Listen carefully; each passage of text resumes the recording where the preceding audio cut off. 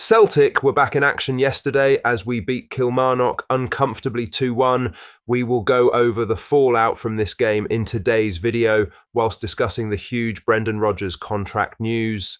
But first, make sure you like this video and subscribe to the channel for more Celtic content.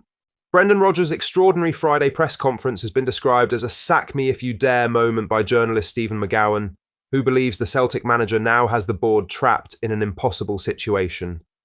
Rodgers sat for more than half an hour addressing everything from transfers to communication breakdowns at the club, but barely touched on Sunday's clash with Kilmarnock.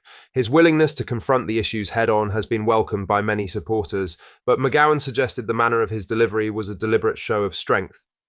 Speaking on the Press Box podcast, McGowan joked, "I was just amazed he didn't turn up 12 minutes late today in the touchline. That would have been the perfect kind of way to show how in step he is with mutinous fans." I mean, it really was. I thought it was a sack me if you dare type message. I actually think he's playing a bit of a blinder.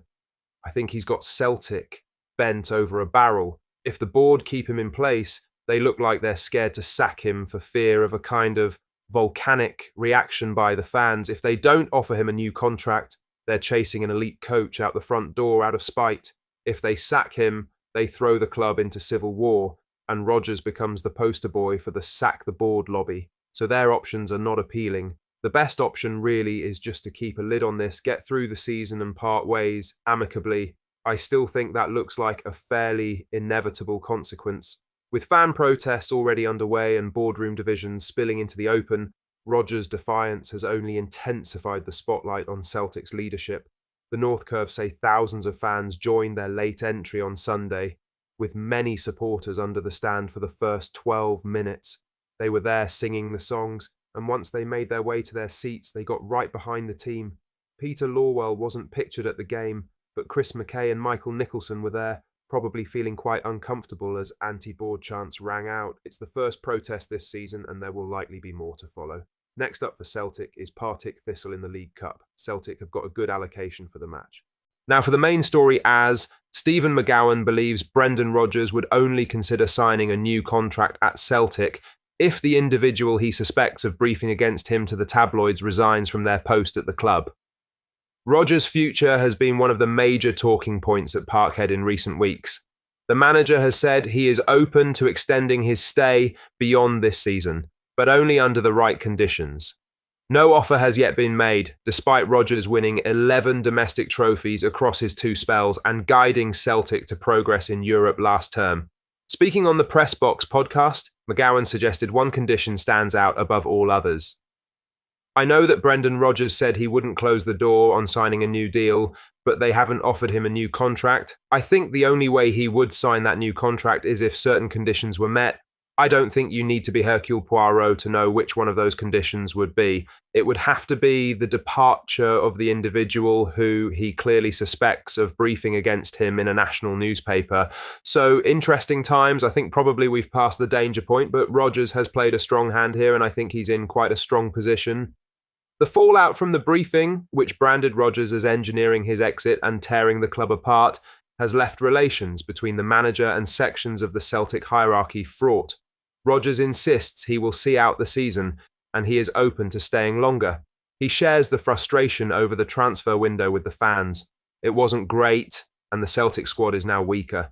If he were to stay on past this season, you'd suspect that he'd seek assurances that another repeat of that would be off the cards, but whether this current board can guarantee that is another question. In other news, Chris Sutton has called on the Celtic board to front up and apologise to supporters after a disastrous few weeks on and off the pitch left trust at breaking point. The former Hoops striker believes communication from the club has been badly lacking, pointing to the unsigned 1,000-word statement released after the transfer window as an example of how not to address supporter concerns.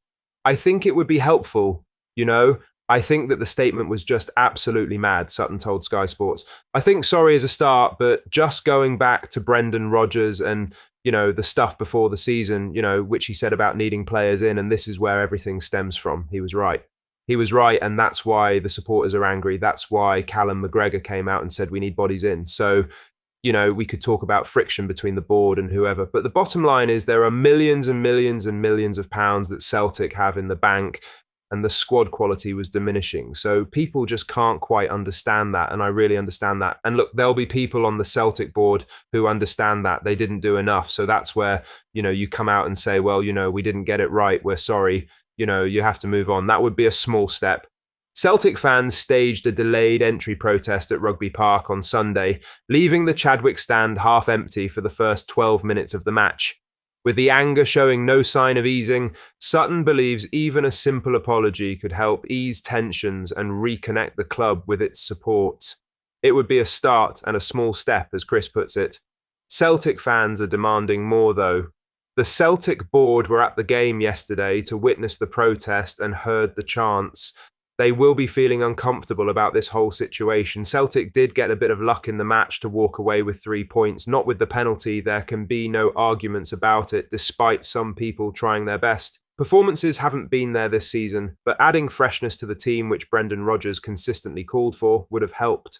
In other news, Sebastian Tunekti marked his first competitive outing in the hoops with a strong performance in Celtic's 2-1 victory over Kilmarnock, and followed it up with a heartfelt message to supporters. Posting on Instagram after the game, the Norwegian winger wrote, "Proud to play my first at Celtics FC game today and happy to take all 3 points back home." It capped off a memorable Sunday for the debutant, who was thrust straight into the starting 11 by Brendan Rodgers at Rugby Park.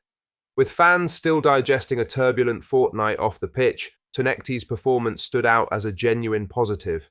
The 23-year-old showed exactly why Celtic moved to bring him in during the summer. His pace and directness offered a different dimension on the flank, consistently driving at Kilmarnock defenders and unsettling the home backline.